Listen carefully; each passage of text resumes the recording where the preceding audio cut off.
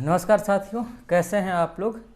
आशा करता हूं आप सब लोग अच्छे होंगे और आपकी तैयारी भी बेहतरीन तरीके से चल रही होगी।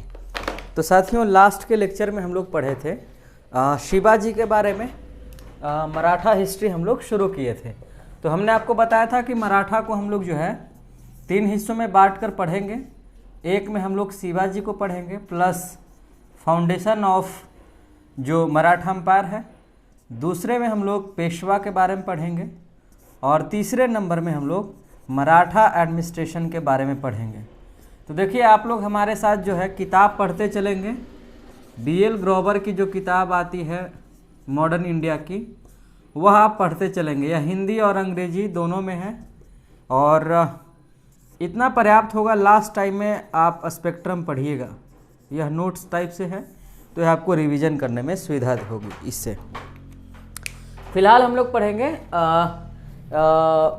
पेशवा के बारे में, पेशवा अंपायर के बारे में, या फिर मराठा राज्य की जब स्थापना हुई तो शिवाजी के बाद शाहू जी महाराज और शिवाजी सेकेंड, राजा राम, ताराबाई, ये तमाम सारे लोग आए और उसके बाद जो है अंततः, या फिर ये कह सकते हैं कि मराठा साम्राज्य में उन तमाम सारे शासकों के बाद पेशवा कालीन या पेशवा का युग शुरू होता है।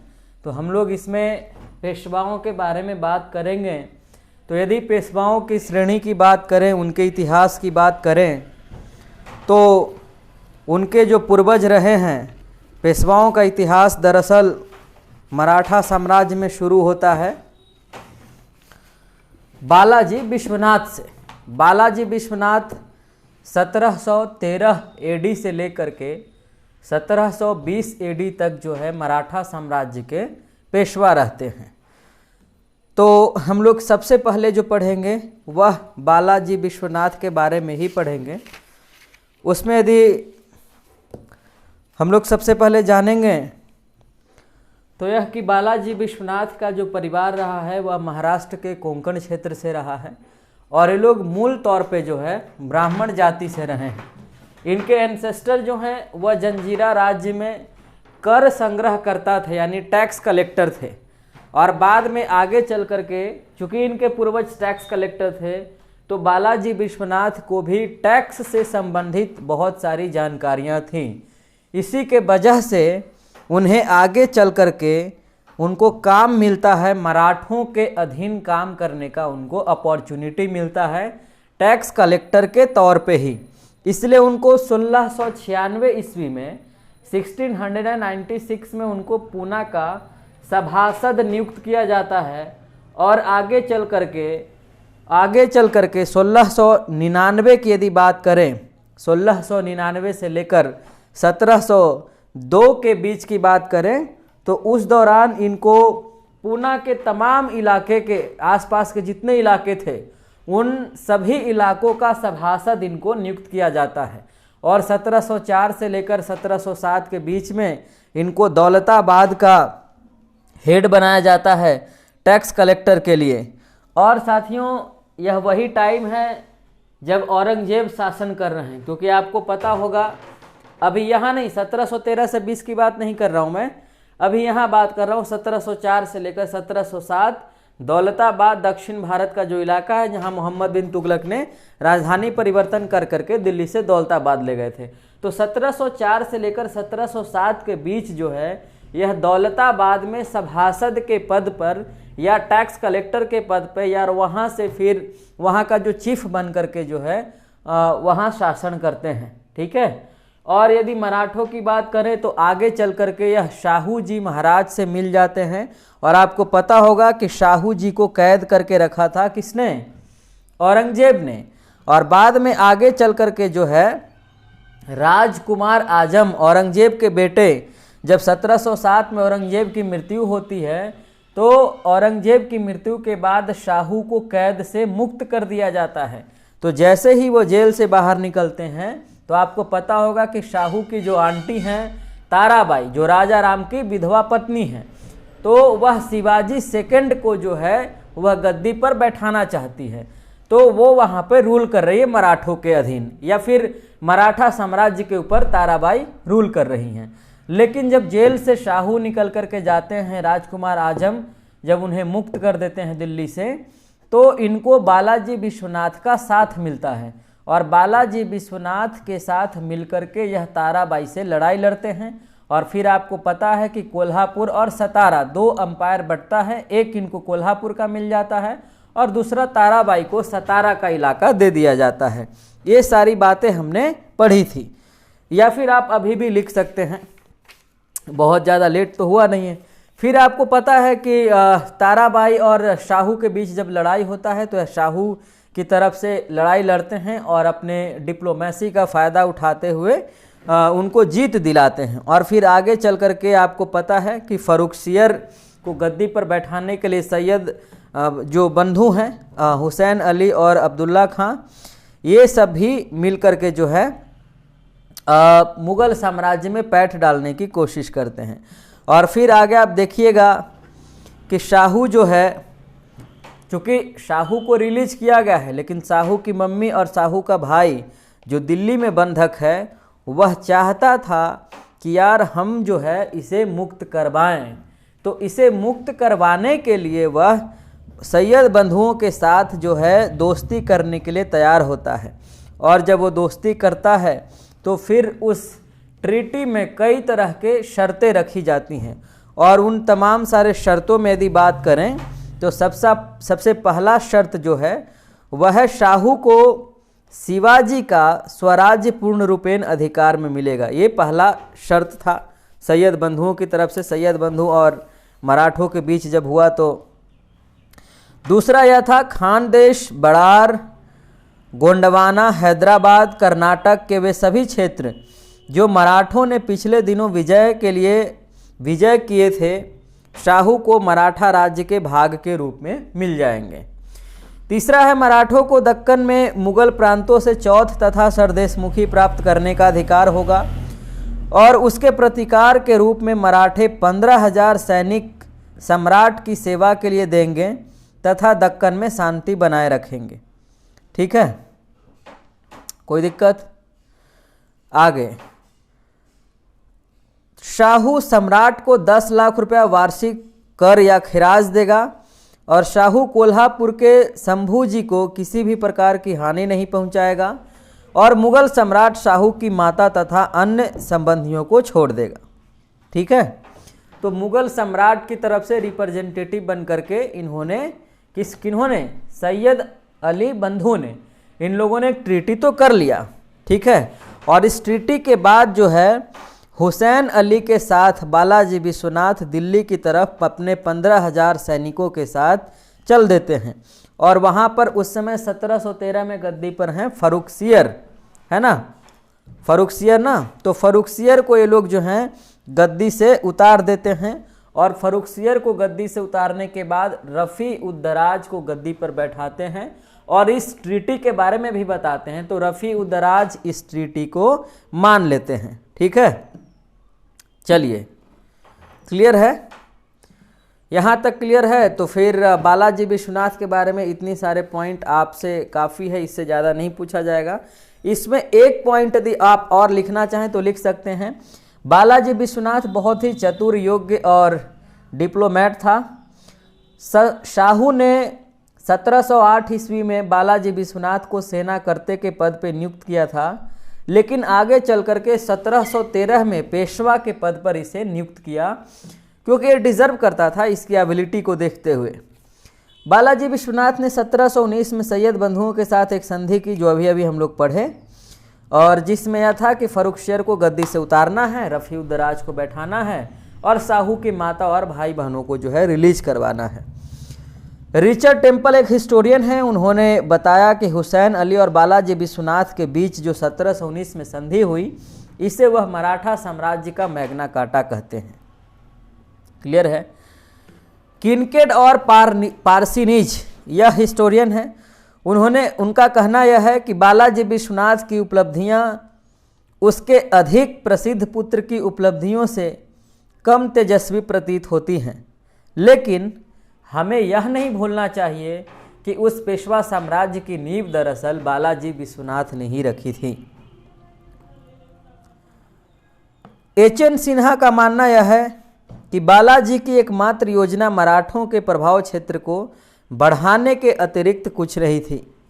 कहते हैं कि Balaji Vishwanath had no other plans that creating a sphere of influence for the Marathas. He had certainly no scheme for the establishment of an empire on the ruins of the Mughal empire. तो ये कुछ स्टेटमेंट हैं, हालांकि आपसे पूछे नहीं जाएंगे लेकिन फिर भी आप इसे लिख सकते हैं। दूसरे नंबर पे यदि बात करें पेशवा की तो वह है बाजीराव प्रथम। 1720 से लेकर के 1740 तक इन्होंने शासन किया। ये लिखिएगा, बालाजी विश्वनाथ का पुत्र हैं और पेशवा कालीन मराठा राजवंश में बालाजी विश्वनाथ के बाद उनके उत्तराधिकारी बनकर गद्दी पर बैठे। और बाजीराव प्रथम के शासनकाल से पेशवा का पद जो है वंशानुगत हो गया। अब उसी वंश का व्यक्ति कंटिन्यूअसली बैठेगा, जैसे इंडियन पॉलिटिक्स में है। मराठा शक्ति अब इंडियन पॉलिटिक्स में आज नहीं साथियों, ये तो देखो एक लंबे समय से चलता आ रहा है। आप चंद्रगुप्त के समय में भी देखेंगे तो बिंदुसार हैं और फिर अशोक हैं, ये फिर चलता आ रहा है काफ़ी लंबे समय से। लेकिन उस समय मोनार्कियल स्टेट था और अभी डेमोक्रेटिक स्टेट है। तो कॉन्सेप्ट मतलब बस कॉन्सेप्ट ऑफ स्टेट चेंज हुआ, बाकी जो बिहेवियर में जो चीज़ें थी मुझे लगता है आज ही बिल्कुल वैसे ही मौजूद हैं। ये क्लास सटायर का है नहीं, तो आगे लिखिएगा, मराठा शक्ति इनके काल में क्लाइमेक्स पे पहुंच गया। मुगल साम्राज्य के प्रति अपनी नीति की घोषणा करते हुए बाजीराव प्रथम ने यह कहा कि हमें इस जर्जर वृक्ष के तने पर आक्रमण करना चाहिए, शाखाएं तो स्वयं ही गिर जाएंगी। नेक्स्ट, हैदराबाद का निजाम तथा मराठों के बीच 1728 में बालखेड़ा का युद्ध हुआ, जिसमें मराठे विजय हुए। और इस हार के बाद मराठे तथा निजाम के बीच 1728 में मुंशी गांव की संधि हुई, जिसमें निजाम ने मराठों को चौथ तथा शरदेश मुखी देना स्वीकार कर लिया। अब देखिए, बाजीराव प्रथम वह व्यक्ति हैं जिनके समय में पेशवा का जो अंपायर है, अभी चूंकि पेशवा पीरियड चल रहा है, तो पेशवा पीरियड जो है इस समय क्लाइमेक्स पे चला जाता है। तो यदि आपसे पूछा जाए कि पेशवा पीरियड को क्लाइमेक्स पे ले जाने वाला या चरमो उत्कर्ष पे पहुंचाने वाला शासक, तो वह बाजीराव प्रथम हैं जो बालाजी विश्वनाथ के बेटे हैं। ठीक, तो इनकी एक लड़ाई तो निजामों के साथ होती है और इस लड़ाई के बाद जो है मुंशी गांव की संधि होती है, अभी अभी हम लोग पढ़े। ठीक, और उसमें मुंगी शिवा गांव की संधि, मुंगी शिवा गांव की संधि, और जिसमें जो है निजाम वह शाहू को चौथ तथा सरदेश मुखी देना, शंभू जी को सहायता न देना और विजित प्रदेश लौटाना और बंदी को छोड़ देना स्वीकार कर लिया। ये निजाम ने यह काम किया। गुजरात तथा मालवा के साथ भी जो है इनकी लड़ाई होती है बाजीराव प्रथम की। उसके बाद बुंदेलखंड के साथ भी इनकी लड़ाई होती है, बुंदेलखंड को भी ये जीतते हैं। 1728 में मराठों ने बुंदेलखंड के सभी विजित प्रदेश मुगलों से वापस छीन लिए। बुंदेले कौन हैं? बुंदेले जो हैं राजपूतों के ही एक खानदान हैं और वे मालवा के पूर्व में यमुना नदी तथा नर्मदा नदी के बीच के पहाड़ी प्रदेश में रहा करते थे। फिर जो है लिखिएगा, दिल्ली पर आक्रमण और भोपाल का युद्ध हुआ, इन्होंने किया। ठीक है, बाजीराव प्रथम जो है 29 मार्च 1737 ईस्वी को दिल्ली पहुंचा अपने 500 सवारों के साथ। मुगल सम्राट ने दिल्ली से भागने की तैयारी कर ली और बाजीराव दिल्ली में 3 दिन तक ठहरा, जिससे मुगल सम्राट के खोखलेपन का पर्दाफाश हुआ।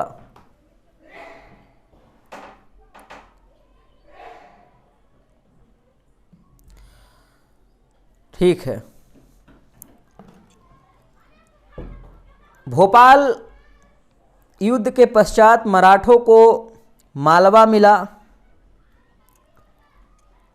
और इस लड़ाई के पश्चात यह बात सिद्ध हो गई कि उत्तर भारत में मराठों से ज़्यादा शक्तिशाली कोई एम्पायर नहीं रहा, जबकि अभी मुगल पीरियड चल रहा है। लास्ट पॉइंट लिखेंगे, 1731 में साहू तथा संभाजी सेकंड के बीच आपसी मतभेद खत्म हो गए तथा संभाजी सेकंड ने साहू की अधीनता स्वीकार कर ली। बाजीराव प्रथम को शिवाजी के बाद गुरिल्ला युद्ध का सबसे बड़ा योद्धा माना जाता है। बाजीराव प्रथम ने शिवाजी के आदर्श वाक्य हिंदू पातशाही को स्वीकार किया और उसके महत्व को भी बनाए रखा। ये दो पेशवा हुए। तीसरे पेशवा 1740 में चल कर के आते हैं और चूंकि पेशवा का पद वंशानुगत हो गया है बाजीराव प्रथम के समय से, तो उनके बेटे ही बनेंगे, ऑब्वियस सी बात है। बालाजी बाजीराव। बालाजी बाजीराव ने 1740 से लेकर 1761 ईस्वी तक पेशवाकालीन अंपायर को या पेशवा के पद को सुशोभित किया। वह बाजीराव प्रथम का पुत्र एवं उत्तराधिकारी था और नाना साहब के नाम से फेमस था। इसके पेशवा काल के दौरान 1749 में शाहू की मृत्यु हो गई और शाहू ने मृत्यु के पूर्व ही ताराबाई के पौत्र राजा राम सेकंड को अपना उत्तराधिकारी नियुक्त किया। अब साथ ही साथ मराठा शासक भी चल रहे हैं, साथ ही साथ मुगल पीरियड भी चल रहा है और साथ ही साथ पेशवाकालीन अंपायर भी चल रहा है। हैदराबाद में निज़ाम भी चल रहे हैं, दिल्ली में मुगल भी हैं, भोपाल में भी उधर चल रहा है, मालवा में भी, सभी जगह पे कॉन्टेम्प्ररी लोग रूल कर रहे हैं। लेकिन उत्तर भारत में कमोबेश मराठा सबसे ज़्यादा मजबूत हो चुके हैं। जनवरी 1750 में राजा राम सेकंड का छत्रपति के रूप में राज्याभिषेक करवाया गया। आपको पता है कि मराठा शासक जितने हुए वह अपने नाम के आगे छत्रपति लगाया करते थे। यह शिवाजी ने ही शुरू किया था इस कल्चर को। और वापस 1750 से मराठा राजनीति का केंद्र फिर से हो गया। 1754 में मराठा सरदार रघुनाथ राव मुगल वजीर गाजीउद्दीन की सहायता के लिए दिल्ली पहुंचा तथा अहमद शाह को राजगद्दी से हटाकर आलमगीर सेकंड को बादशाह बना दिया। क्लियर है?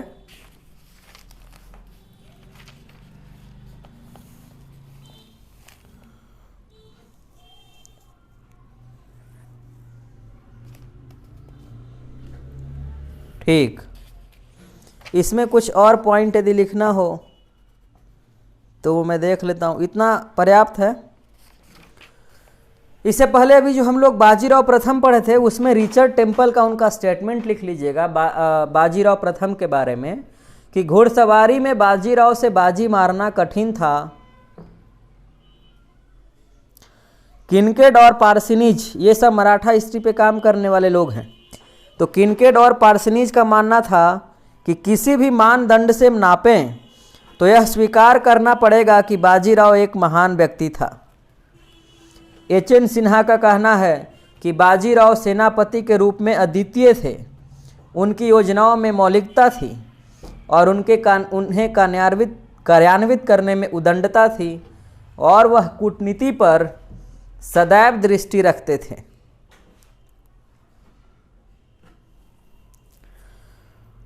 बालाजी बाजीराव 1740 से 61 अभी हम लोग जो पढ़ रहे थे,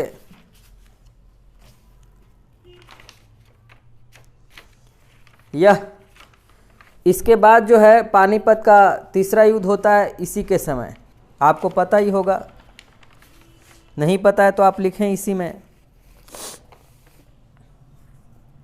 बालाजी बाजीराव के बारे में। बालाजी बाजीराव के बारे में किनकेड तथा पार्सिनीज का मानना है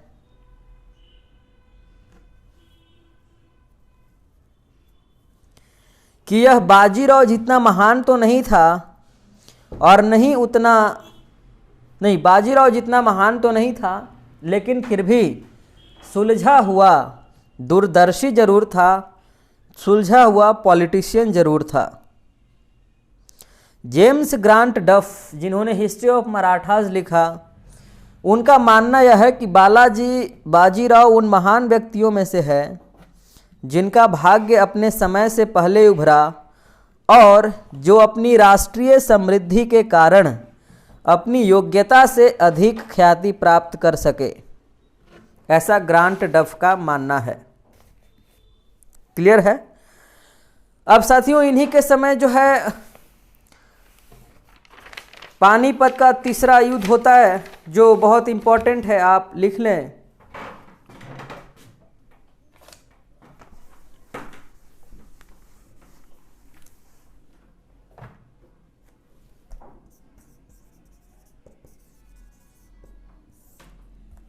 पानीपत का तीसरा युद्ध 14 जनवरी 1761, डेट साथियों इंपॉर्टेंट है, 14 जनवरी 1761। इस समय मराठा पेशवा बालाजी बाजीराव का पुत्र एवं उत्तराधिकारी सेना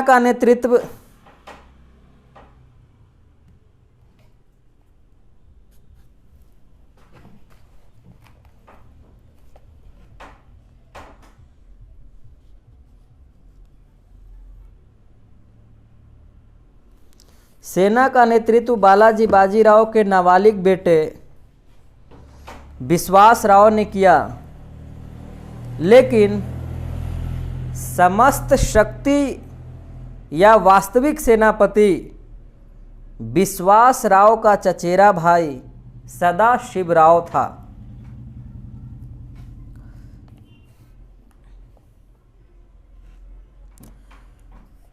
इसमें लिखेंगे 1759 के अंतिम दिनों में अहमद शाह अब्दाली ने सिंध नदी को पार किया और पंजाब को रौंदते हुए आगे की तरफ बढ़ा।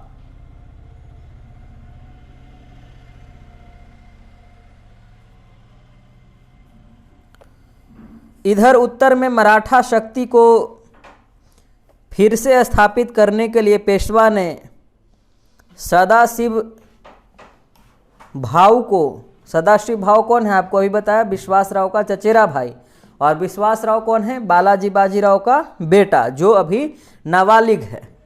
ठीक है। तो सदाशिवराव भाऊ ने 22 अगस्त 1760 को दिल्ली पर अधिकार कर लिया। 7 अक्टूबर को उसने कुंजपुर का इलाका जीता और नवंबर 1760 में दोनों सेनाएं पानीपत के मैदान में आमने सामने खड़ी हो गईं। दोनों की ओर से बातचीत चलता रहा कि चलो बातचीत हो, युद्ध नहीं हो, किसी तरीके से शांति से मामला टल जाए। लेकिन इधर से मराठा भी टसन में और उधर से अहमद शाह अब्दाली की सेना भी टसन में। वो उधर से पंजाब से लगातार जीतते हुए आ रहे थे अहमद शाह अब्दाली की सेना, और इधर ये लोग जो है फिर से मराठा शक्ति के वर्चस्व को कायम करने के लिए ये लोग वापस दिल्ली की तरफ प्रस्थान किए थे। तो दोनों दिल्ली पहुंच गए हैं, दोनों आपस में बातचीत हो रहा है। अब सोचो, नवंबर से बातचीत स्टार्ट हुआ और जनवरी तक बातचीत चला कि किसी तरीके से शांति से मामला टल जाए, लेकिन टशन तो टशन होता है। तो फिर अंत में तय यही हुआ कि लड़ा जाएगा। और जब लड़ाई हुई 14 जनवरी 1761 को फाइनली, इसमें लगभग 75,000 मराठा मारे गए। जैन सरकार, जदुनाथ सरकार का मानना है कि महाराष्ट्र में संभवतः कोई परिवार ही ऐसा होगा जिसने अपने परिवार के किसी सदस्य को नहीं खोया होगा। 75,000 मराठा मारे गए। अहमद शाह अब्दाली की सेना ने उन सभी को मार मार कर पानी पिला दिया।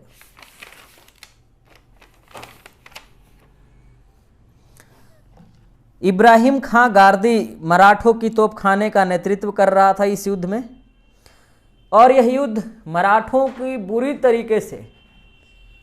तरीके से इसमें मराठों की हार होती है। मराठों की पराजय की सूचना जैसे ही बालाजी बाजीराव के पास संदेश के रूप में पहुंचता है तो उस संदेश में लिखा हुआ रहता है कि 2 मोती विलीन हो गई, 22 सोने की मुहरें विलुप्त हो गई और चांदी तथा तांबे की कोई गणना ही नहीं की जा सकती। समझ में आ रही बात? यह स्टेटमेंट उन्होंने कहा है। जदुनाथ सरकार ने लिखा, ये बात तो हमने पढ़ा। काशीराज पंडित का मानना है कि यह लड़ाई मराठों के लिए प्रलयकारी सिद्ध हुआ और इस लड़ाई के कुछ महीने बाद पेशवा बालाजी बाजीराव की मौत हो गई और उसके बाद उसका बेटा माधवराव पेशवा बना। माधवराव पेशवा बना। अब इसमें कुछ कुछ पॉइंट और लिखना है साथियों, लिखिएगा हेडिंग देकर। पानीपत के तीसरे लड़ाई में मराठा के हार के कारण, इसमें लिखिएगा अहमद शाह की विजय और मराठों के हार के कारण आखिर क्या रहे, ऐसे कैसे हार गए। पहला पॉइंट लिखिएगा, अहमद शाह अब्दाली के पास, चूंकि इधर से सदाशिव भाऊ को भेजा गया था दिल्ली लड़ने के लिए, तो अहमद शाह अब्दाली के पास भाऊ से अधिक सेना थी। जदुनाथ सरकार का मानना यह है कि अब्दाली के पास लगभग 60,000 सेना थी और भाऊ के पास 45,000 के आसपास। मराठा जहां पे रुके थे वहां पे लगभग अकाल पड़ गया था, दिल्ली जाने का रास्ता कट चुका था वहां से। मनुष्यों के लिए कोई रोटी की व्यवस्था नहीं थी, घोड़ों के लिए कोई चारा का व्यवस्था नहीं था, इसीलिए सब लोग एक के साथ एक कमज़ोर पड़ते चले गए। उत्तरी भारत की समस्त मुस्लिम शक्तियां भी जो हैं अब्दाली से मिल गईं, क्योंकि आपको पता है कि मराठा साम्राज्य जो है अपने आप को हिंदू पदशाही ये शुरू से शिवाजी के समय से चलता रहा है। तो उत्तर भारत में जितने भी मुस्लिम शासक थे वह अहमद शाह अब्दाली को उन्होंने साथ दिया। मराठे अकेले हो गए और हिंदू, जाट, राजपूतों और सिखों ने भी जो है मराठों की कोई सहायता नहीं की। सैनिक संगठन के अतिरिक्त अब्दाली की जो इक्विपमेंट है, उपकरण लड़ने वाला, वह भी बहुत उत्तम क्वालिटी का था। अब्दाली ने बंदूकों का प्रयोग किया जबकि मराठे अभी भी तलवारों और भालों से लड़ते रहे। इब्राहिम खां गर्दी का भारी तोपखाना इस युद्ध में उपयोगी सिद्ध नहीं हुआ। उधर अब्दाली की ऊँटों पर रखी घूमने वाली तोप ने मराठों का सर्वनाश कर दिया। देखिए साथियों, उनके पास आधुनिक हथियार थे और इसीलिए हम लोग को आधुनिक दौर में जो चीज़ें हमारे पास आ रही हैं चल करके साइंस एंड टेक के द्वारा, उन सब से अवगत भी रहना है और उनका प्रयोग भी करना है। अब देखिए किस वजह से हार हो गई। काशीराज पंडित का आपने स्टेटमेंट तो लिख लिया है। बस तो ये 4-5 मेरे ख्याल से पॉइंट थे जो आपको जानना चाहिए, वो बेहतर होगा। ठीक है, तो यह दरअसल पानीपत के तीसरे युद्ध के बारे में था। 2 पेशवा और हैं और एक वीडियो में हम लोग आंग्ल मराठा युद्ध करेंगे। तो 2 पेशवा और हैं, माधवराव प्रथम और नारायण राव। तो माधवराव प्रथम 1761 से 72 तक शासन किए और इनके समय कुछ खास ऐसा है नहीं जिसको हम लोग लिख सकते हैं। एक पॉइंट बस, माधवराव की मृत्यु ट्यूबरक्लोसिस से हुई, टीबी बीमारी जिसे हिंदी में क्षय रोग कहते हैं। नारायण राव की टाइमिंग 1772 से 73 है, 1 साल। नारायण राव की हत्या उनके चाचा प्रभुनाथ राव के द्वारा की गई, लेकिन उनकी पत्नी ने मृत्यु के उपरांत एक संतान को जन्म दिया, बंगाबाई। मृत्यु के उपरांत मतलब पत्नी अपनी मृत्यु के उपरांत नहीं, अब पति मर गए, प्रेग्नेंट रही होगी पहले से, तो उन्होंने एक बंगाबाई, उनकी पत्नी है, उन्होंने जन्म दिया एक बच्चे को और बच्चे का नाम रखा सवाई माधवराव नारायण सेकंड। इसको नाना फडणवीस ने वादा किया कि हम इसकी मदद करेंगे। और उधर रघुनाथ राव जो पेशवा बनना चाहता था, अंग्रेजों के साथ सूरत की संधि कर लिया और इसलिए किया ताकि अंग्रेज उनकी हेल्प कर सकें और अंग्रेजों की मदद से वह पेशवा बन सकें। इस तरह से अंग्रेजों से सहायता प्राप्त करना ही अंग्रेजों और मराठों के बीच लड़ाई को जन्म देता है। तो आप देखिए, एक मुगलों से लड़ाई चला, हैदराबाद में निजाम के साथ चला, भोपाल में युद्ध हुआ, जाटों और सिखों से कोई लड़ाई नहीं चली है। उसके बाद अहमद शाह अब्दाली से लड़ाई चला, ठीक, इतने सारे लोगों से लड़ाई चलता रहा। एंड देन जो है अब फिर पेशवा बनने के लिए लोग, चूंकि ब्रिटिशर्स आ चुके हैं और 1757 में पलासी की लड़ाई और 1764 में बक्सर के युद्ध के बाद लगभग यह तय हो चुका है कि इंडिया का जो पॉलिटिकल हिस्ट्री है या फिर इंडिया का जो अब शासन है वह ब्रिटिशर्स ही संभालेंगे। तो अब मराठों के पास, जो कमज़ोर मराठे शासक हैं, उनके पास कोई ऑप्शन नहीं है। वो लोग यदि पेशवा बनना चाहते हैं तो उनको अंग्रेज़ों की सहमति या अंग्रेज़ों का साथ जरूरी है। तो उसी में से एक व्यक्ति अंग्रेज़ों की तरफ चला गया, सूरत की संधि किया साथ में, और वह पेशवा बनना चाहता है अंग्रेज़ों की मदद से। अब यहाँ से अंग्रेज़ों और मराठों के बीच, चूँकि पेशवा तो मराठा ही हैं, तो अंग्रेज़ों और मराठों के बीच यहाँ से एक नई लड़ाई की शुरुआत होती है, जिसे हम लोग आंग्ल मराठा युद्ध के नाम से जानते हैं, एंग्लो मराठा युद्ध। अब 3 एंग्लो मराठा युद्ध होते हैं साथियों, जो हम लोग पढ़ेंगे अगले वीडियो में, ठीक है। या मुझे लगता है कि यदि आप पढ़ना चाहते हैं तो इसी में पढ़ लेते हैं, इसको हटाते हैं यार, ख़त्म करते हैं। तो पहला मराठा युद्ध पढ़ लेते हैं, हटाओ।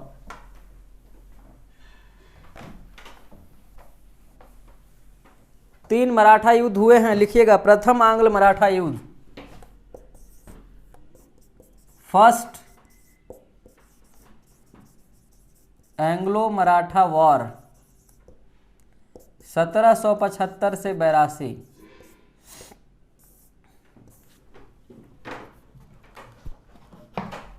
प्रथम आंग्ल मराठा युद्ध के दौरान भारत का गवर्नर जनरल वारेन हेस्टिंग्स था। प्रथम आंग्ल मराठा युद्ध का कारण मूल तौर पे अंग्रेजों की महत्वाकांक्षाएं और चंद मराठों का पेशवा बनने की आशाएं थी। इन दोनों ने मिलकर के जो है इसको जन्म दिया।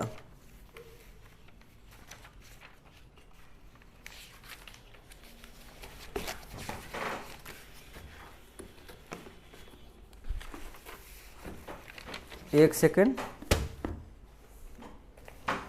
ये कुछ किताब का नाम है जो आपको तो देखना ही चाहिए।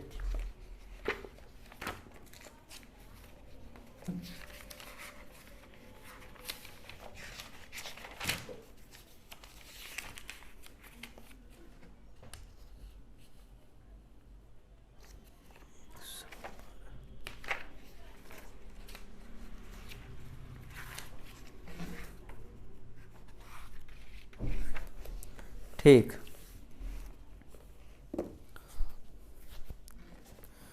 लिखिए क्या लिखे हम लोग, 1775 से 82 और वारेन हेस्टिंग्स, ठीक है, क्लियर है। बंगाल की तरह महाराष्ट्र में भी अंग्रेज लोग अपने डायरकी एडमिनिस्ट्रेशन को लागू करना चाहते थे।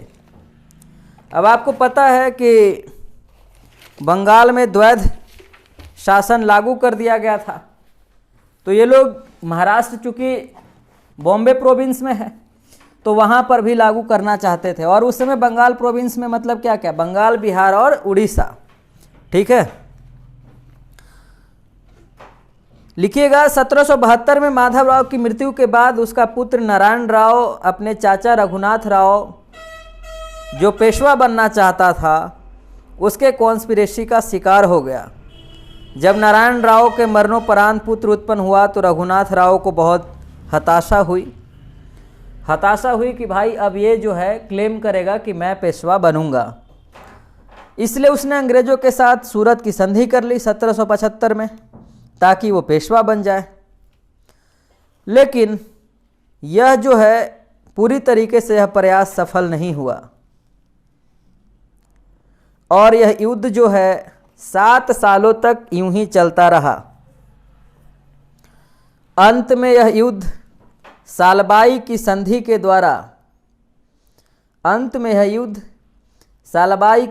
के द्वारा जो है समाप्त होता है और लगभग यह अनिर्णायक रहता है। और अनिर्णायक तो रहता लेकिन अगले 20 साल तक माहौल शांत रहता है इस संधि के बाद। सूरत की संधि लिखिएगा। सूरत की संधि 1775 में रघुनाथ राव और अंग्रेजों के बीच में हुआ। इस संधि में यह शर्त रखा गया कि यदि रघुनाथ राव पेशवा बनेगा तो इसके बदले में सेलसीट बेसिन का प्रांत अंग्रेजों को देने पड़ेंगे और उसके अलावा 1.5 लाख रुपया मासिक लेकर 2500 सैनिक सहायता देने का वचन दिया। रघुनाथ राव कर्नल किटिंग की नेतृत्व वाली कंपनी की सेना के सहयोग से पुणे की तरफ आगे बढ़ा और 18 मई को माही नदी तथा आनंद नामक नगर के बीच पुणे के सिपाहियों का सामना करना पड़ा, जिसमें रघुनाथ राव की जीत होती है। लेकिन यह जीत को जब कलकत्ता के हाई काउंसिल में जब पेश किया जाता है तो कलकत्ता की हाई काउंसिल इसे नकार देती है कि रघुनाथ राव ने जीता है, जिसके परिणाम स्वरूप यह होता है कि 1776 में कर्नल आप्टन और पुणे के अधिकारी इन दोनों के बीच पुरंदर की संधि होती है और पुरंदर की संधि के तहत यह तय किया जाता है कि रघुनाथ राव को किसी तरीके का कोई सहायता नहीं दिया जाएगा, लेकिन सालसीट तथा धाना पर कंपनी का अधिकार बना रहेगा। अंग्रेज कितने चालाक हैं। लिखिएगा। दूसरा, तेलीगांव का युद्ध। तेलीगांव का युद्ध यह पेशवा तथा बंबई की कंपनी के सेना के बीच में हुई। इसमें अंग्रेजी सेना की पराजय हो जाती है। तीसरा, बड़गांव की संधि होती है। तो बड़गांव की संधि तेलीगांव की संधि के बाद 1779 में होती है और यह संधि बंबई की सरकार और पेशवा के बीच में होती है। इस संधि के तहत बंबई सरकार द्वारा सारी भूमि पेशवा को वापस कर दी गई और इस अपमानजनक संधि को वारेन हेस्टिंग्स ने नहीं माना और अंग्रेज तथा पेशवा के बीच लगातार संघर्ष की स्थिति बनी रही। फिर अंत में जो है इस युद्ध को समाप्त किया जाता है सालबाई की संधि के साथ 17 मई 1782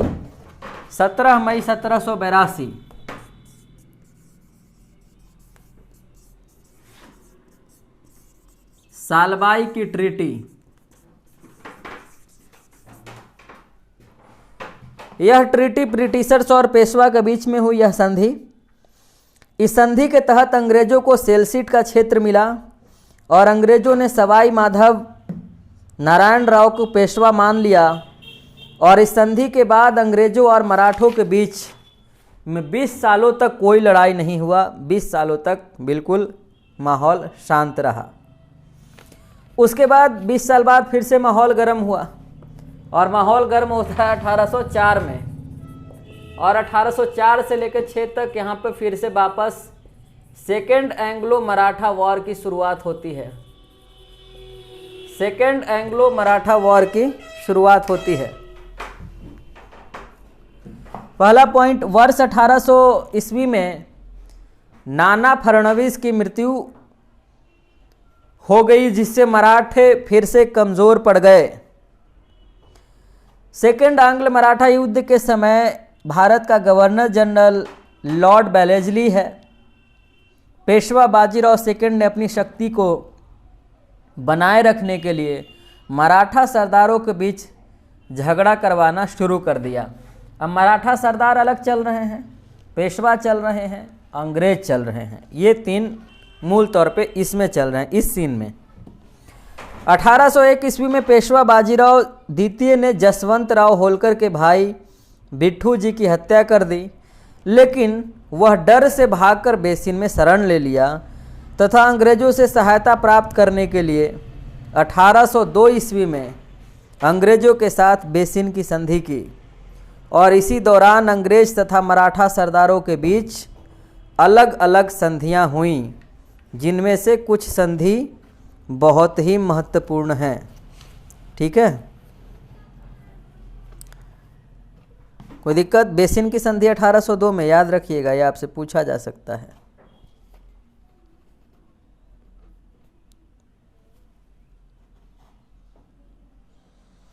इकतीस दिसंबर 1802 लिख लीजिएगा, बेसिन की संधि बहुत महत्वपूर्ण है।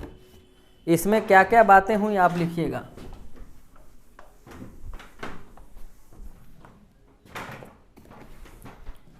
बेसिन की संधि,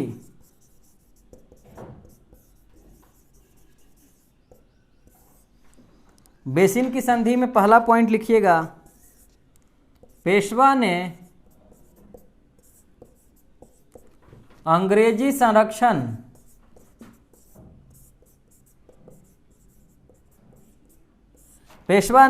संरक्षण स्वीकार कर लिया। दूसरा, पेशवा ने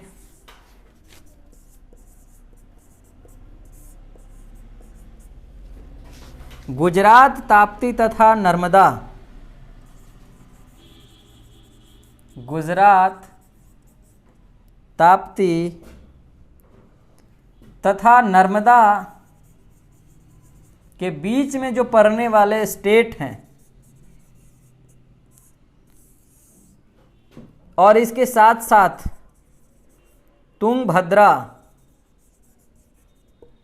के आसपास के स्टेट, जिन स्टेट से लगभग 26 लाख रेवेन्यू आता था, ये सारे स्टेट ब्रिटिशर्स को सौंप दिए।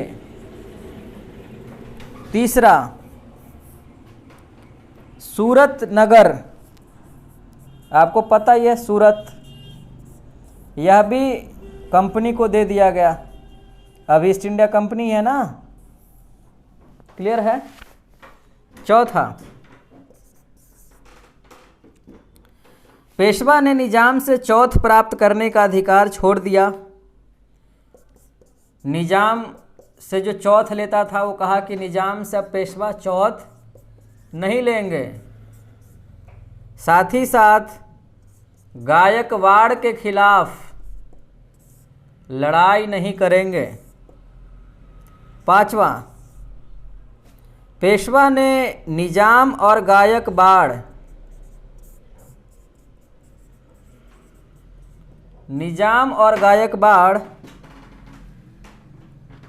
के बीच के लड़ाई में कंपनी का साथ दिया। छठा, पेशवा के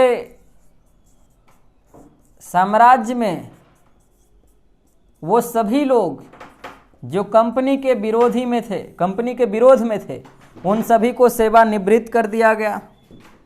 और पेशवा ने यह कहा कि जो फॉरेन एक्सटर्नल अफेयर्स डिपार्टमेंट है जो मेरा, वह ब्रिटिशर्स देखेंगे।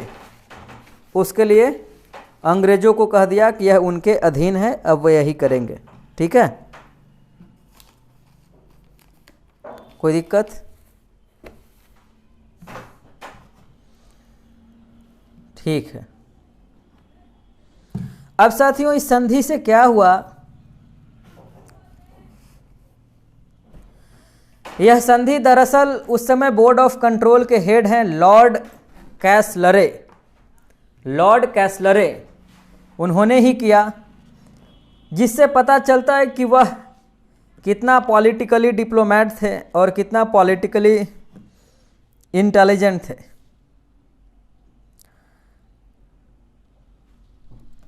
लिखिएगा, बैलेजली का कहना है 1804 में कि कंपनी ने भारत में पहली बार शांति में सुधार की और स्थिरता प्राप्त की।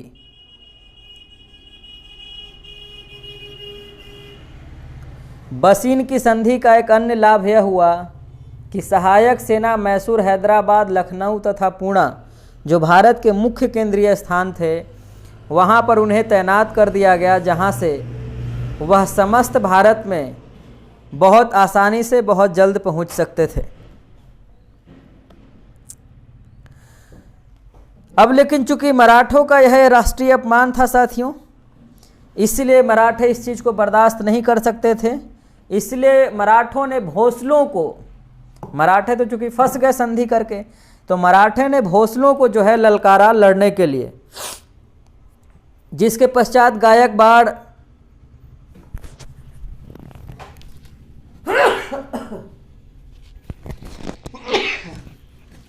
सॉरी यार, हाँ लिखेंगे, गायकवाड़ और होलकर जो है अलग अलग रहे।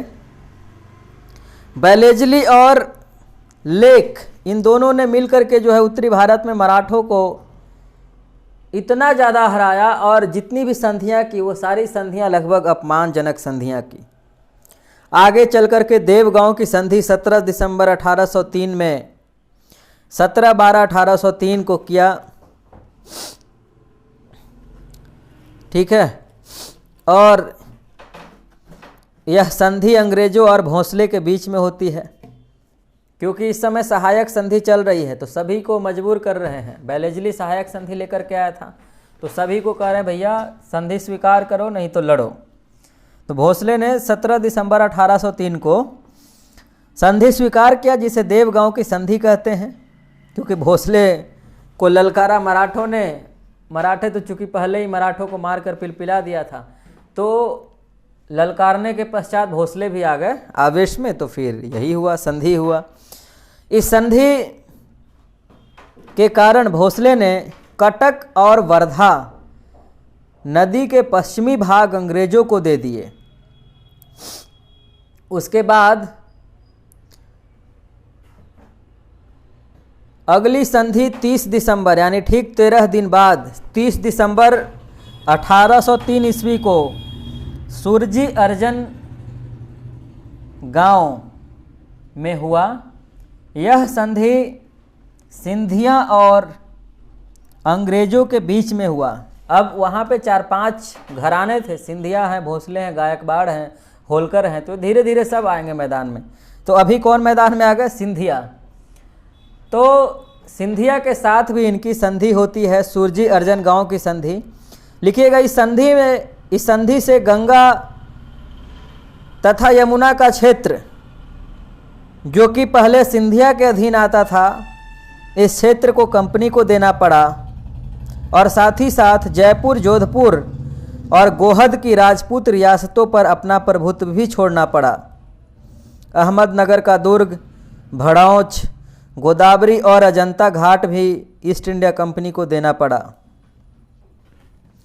और अंत में 1804 ईस्वी में होलकर बच गए। तो होलकर और ईस्ट इंडिया कंपनी के बीच में लड़ाई होता है। लड़ाई में शुरुआती दौर में होलकर को बहुत सफलता मिलती है, लेकिन अंग्रेज चूँकि अब बहुत ज़्यादा मजबूत हो चुके हैं, इसलिए अब उनको हराना बहुत मुश्किल है। तो अंत में जो है यह हार जाते हैं, और हारने के पश्चात जो है राजघाट की संधि होती है 25 दिसंबर 1806 को।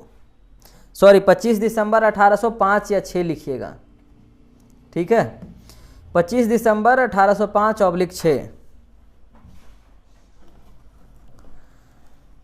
इससे क्या होता है? इस संधि के पश्चात, यह संधि होलकर और अंग्रेजों के बीच में हुई है, राजघाट की संधि, राजपुर घाट, राजपुर घाट।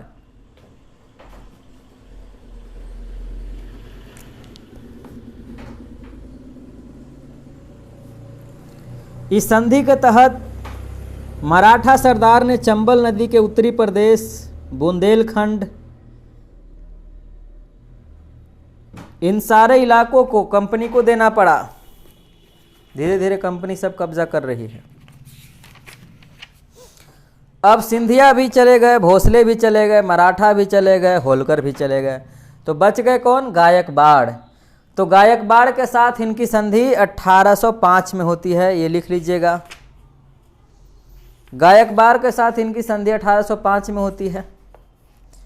और उसके बाद मराठा साम्राज्य में लगभग जितने लोग थे, सभी डायनेस्टी पे इन्होंने कब्जा कर लिया। तो अब कुछ बचा नहीं साथियों,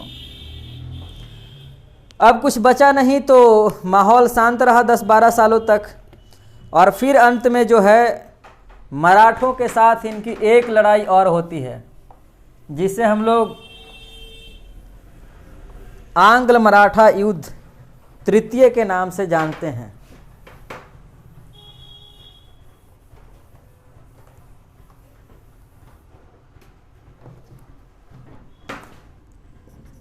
थर्ड एंग्लो मराठा वॉर 1817-18। इस समय गवर्नर जनरल लॉर्ड हेस्टिंग्स हैं। लॉर्ड हेस्टिंग्स द्वारा 1816 में भोसले, 1817 में पेशवा और 5 नवंबर 1817 को सिंधिया को पराजित किया गया।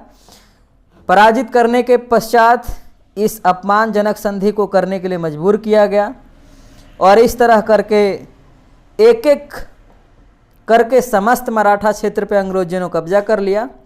बाजीराव सेकंड का पूना का प्रदेश अंग्रेजों ने हड़प लिया और अंग्रेजी राज्य में जो है उसको शामिल कर लिया।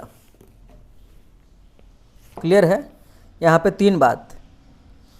लॉर्ड हेस्टिंग्स है, नागपुर के राजा को 1816 में मजबूर किया, ठीक। पेशवा को 1817 में, सिंधिया को 1817 में।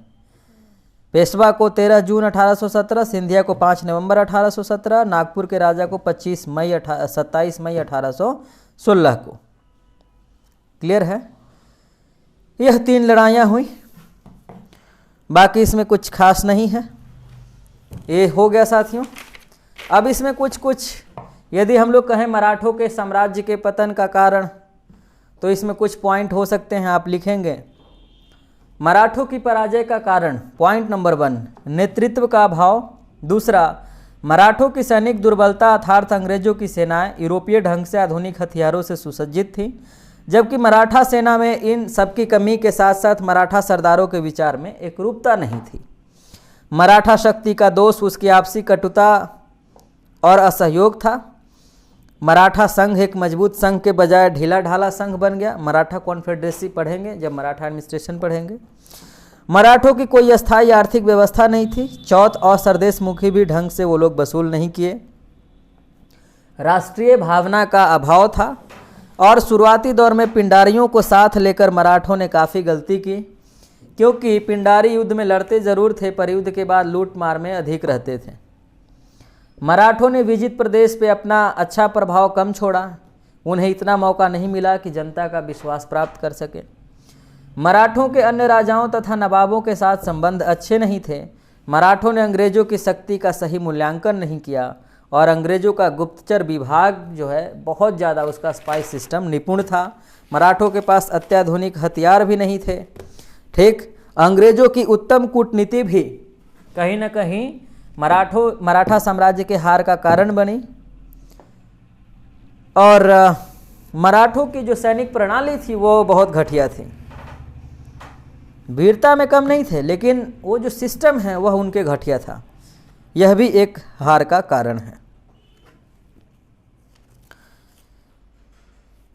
एसएन सेन का मानना है कि मराठा सैनिक शक्ति का हास या पतन का प्रथम कारण संभाजी की मृत्यु के पश्चात सामंतवाद का उदय था। और बीएस खरे का मानना है कि मराठों में राष्ट्र भावना का भाव था और आपस में आंतरिक ईर्ष्या भी थी, विश्वासघात भी था, जिसके वजह से जो है मराठे हारे। और टॉमस मुंड्रो का मानना यह है कि स्थानीय राजाओं में राजनीतिक दुर्बलता मराठा साम्राज्य के पतन का कारण बना। अब यहाँ तक साथियों मराठों का हिस्ट्री यहाँ तक है। इसमें और विस्तार में हम लोग, चूँकि नेट में जितना पूछा जा सकता है उतना हम लोगों ने पढ़ा है, किसी भी एग्ज़ाम में जितना विस्तार में पूछा जा सकता है हम लोग लगभग उतना कवर किए हैं। लेकिन उसके बावजूद भी मैं आपको सलाह दूंगा कि आप साथ में किताब ज़रूर पढ़ें, ठीक है। इसमें कुछ किताब है और वह किताब जो है आपको ज़रूर पढ़ना चाहिए, याद रखना चाहिए, पढ़िएगा जब मराठा हिस्ट्री पे आप रिसर्च कीजिएगा। और यहाँ से सवाल आपके हिस्टोरियोग्राफी में पूछे जाते हैं, जैसे कई बार पूछा गया होगा जब आप प्रीवियस ईयर बनाए होंगे। ग्रांट डफ ने लिखा हिस्ट्री ऑफ मराठास,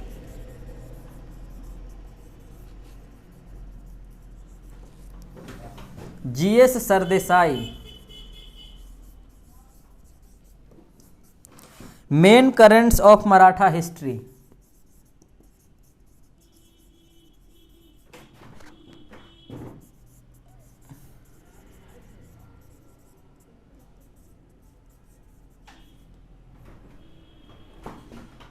उसके बाद new history of Maratha people इन्हीं का है।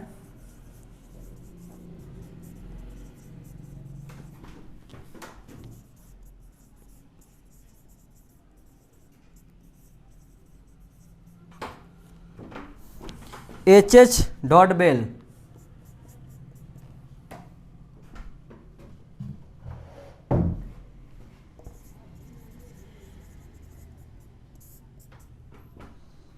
कैम्ब्रिज हिस्ट्री ऑफ इंडिया में इसका जिक्र है।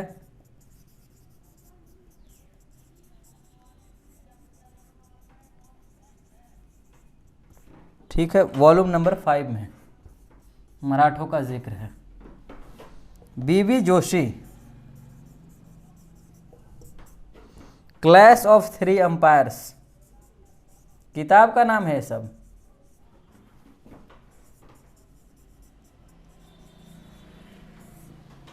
क्लैश ऑफ थ्री एम्पायर्स, ये सारी चीज़ें थी। और इसके अलावा जो है और किताब देख लेते हैं यदि उसमें कुछ है तो। आरसी मजूमदार का लिख लीजिएगा, द मराठा सुपरमैसी। एमजी रनाडे ने भी लिखा है, राइज ऑफ मराठा पावर।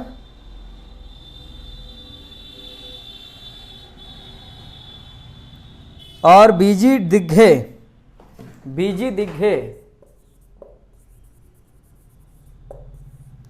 इन्होंने लिखा है, पेशवा बाजीराव एंड मराठा एक्सपेंशन। ये मराठा साम्राज्य से रिलेटेड, मराठा हिस्ट्री से रिलेटेड किताबें थीं, जो आपको यूनिट नंबर 10 हिस्टोरियोग्राफी के सेक्शन में जो सवाल पूछा जाता है वहाँ पे आपसे पूछा जाएगा इन तमाम सारे किताबों का नाम। बहुत बहुत शुक्रिया साथियों इस वीडियो को देखने के लिए।